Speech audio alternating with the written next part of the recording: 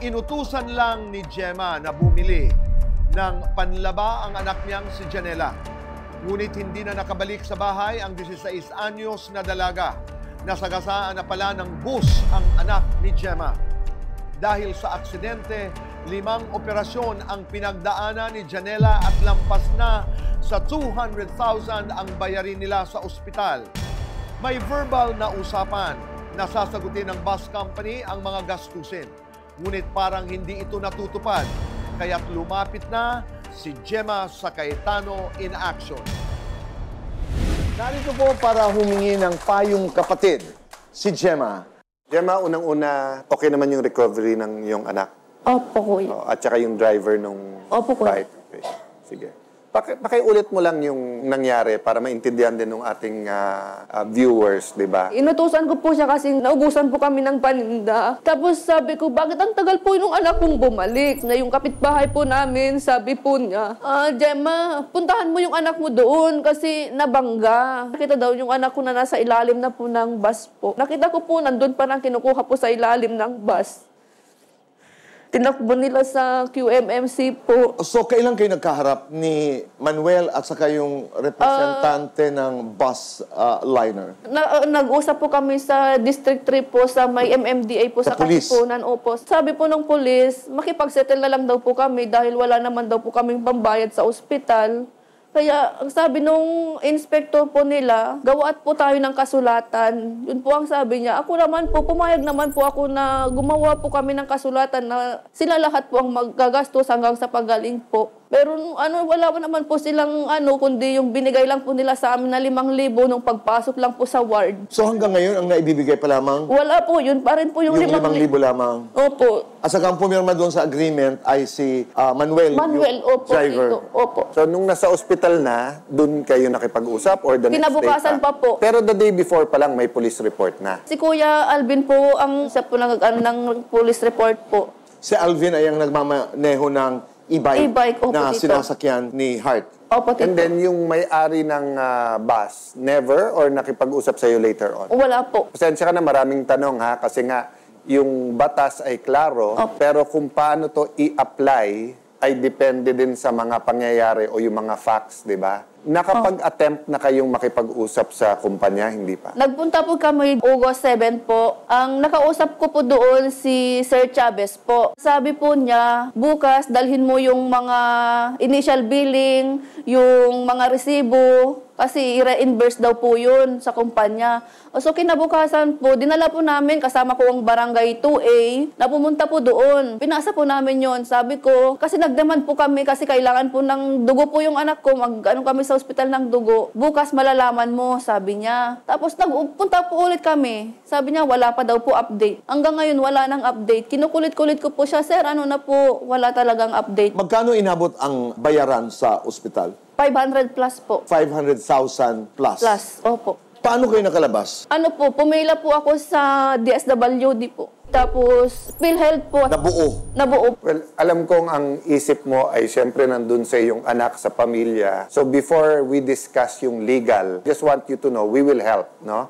Whether it's communication with the company, abogado para tignan nga yung proseso, yung kaso nyo, and everything, no? So, syempre, yung advice na ibibigay ko sa iyo, namin, is based sa sinabi mo, i-assume namin na lahat ng sinabi mo ay totoo. Di ba? Kasi, syempre, pag iba yung facts, halimbawa, sinabi nila, hindi, sumagot kami, eto, tapos hindi pala yun yung nakwento mo. Syempre, umiiba. But ang punto ko is that open yung show natin sa side ng bus company. So, start lang ako dun sa general, ha? In general kasi, pag ikaw ay nakasakit, at either meron kang criminal intent or meron kang criminal negligence, ikaw ay may pananagutan, both criminal at civil. Ano yung criminal intent? Inisip mo na makasakit. Galit ako doon, sasagasaan ko nga siya. Criminal intent yon. Ano naman yung criminal negligence? Halimbawa, nagse-cellphone ka, hindi mo napansin, nabangga mo yung nasa harap mo. Pwedeng patunayan na may criminal negligence ka. Bakit ito muna binabanggit? Kasi nga, base sa nangyari at depende sa injury ng tao, meron kasing tinatawag niya reckless imprudence,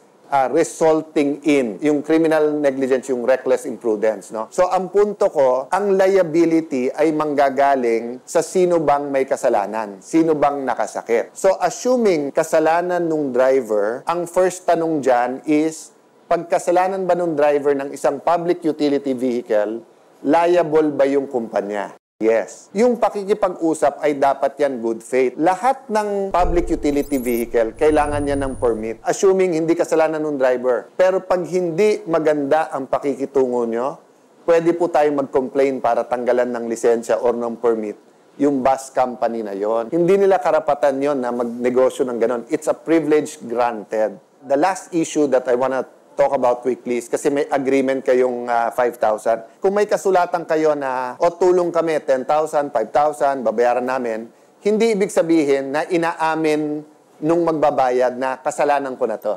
So I'll stop there, but I want you to know na may mga proseso and we will accompany you step by step.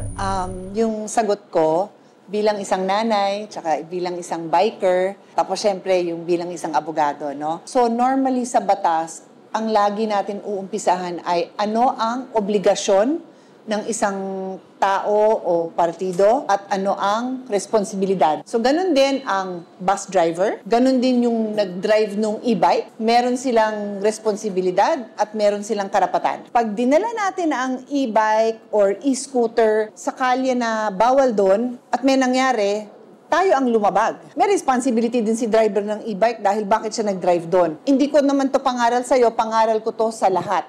Kahit pedestrian pala, di ba, may overpass nga dyan, tumakbo ka, kasalanan mo yan. That's the first thing I want to point out, na nasa tama ba si e-bike? Kasi may general rule tayo na sa national road, hindi pwede yung mga e-bike. Very clear kasi sa ating batas na kung sino yung negligent, siya ho ang magbabayad ng damages. That's why yung umpisa ng kwento ko is kailangan alam natin ang obligasyon natin. Kasi pag hindi natin nagampanan ang obligasyon natin, and usually hindi natin nagagampanan yun dahil may talagang masama tayong pakay or negligent tayo. Sa hindi sinasadya, pabaya tayo. That's why pangaral ko po nga yun sa lahat. Kasi kung bawal ho doon ang e-bike, medyo problema talaga. May nais kang sabihin?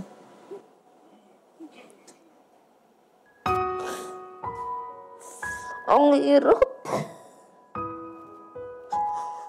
Akong nahihirapan kapag nakikita ko yung anak kong ako ang naglilinis ng mga sugat po niya. Ako talaga nahihirapan. Sobrang sakit nung nararamdaman ko bilang isang ina na ganun po yung nangyari sa kanya. Sabi niya, sabi niya sa akin, Ma, magluluto tayo bukas dahil wala pa po akong gamit sa school, sabi po niya. Tapos na disgrasya na po ng Sabado. Sabi ko, nung pasukan na po sana yun, nakabili na kami ng mga gamit po.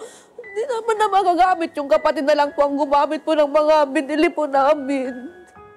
Pinilit ko po pa rin po para makabili lang, makasakaling makalabas din po siya ng Gemma, alam mo yung anak mo, marami pang paraan talaga. Pati minsan sa therapy pa lang, madadaan na yan sa therapy eh. Sa therapy na po siya, ate. Pero kaka-aksidente lang may nagte-therapy ng 1 taon, 2 taon. So, marami pa tayong aasahan dyan. Nagagaling siya talaga.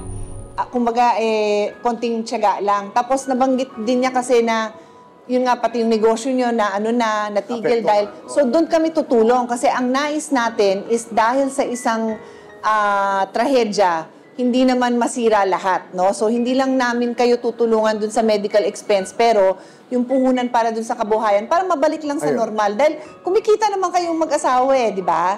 Tulong-tulong tayo. Huwag ka na umiyak. Talagang tingin ko, happy ending tayo. Okay. Salamat po sa inyo. Salamat.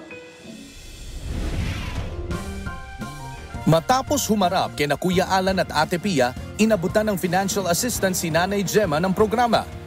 Nang dalawin si Gemma ng Cayetano in Action Team, abala siyang nagtitinda sa kanyang sari-sari store na muling nagkalaman na. Masaya rin niyang ibinalita ang unti-unting paggaling ng kanyang dalagitang na aksidente at patuloy na tutulong ang programa kina Gemma at sa oras na kinakailangan na ng therapy si Heart Janela. Nagpapasalamat po ako kay na Kuya Alan, Ate Pia, at saka si Tito Boy dahil sa binigay po nilang tulong sa amin. Medyo makaunahon na po kami. Challenge para sa isang ina ang magkaroon ng isang child with disability. Paano pa kung tatlo?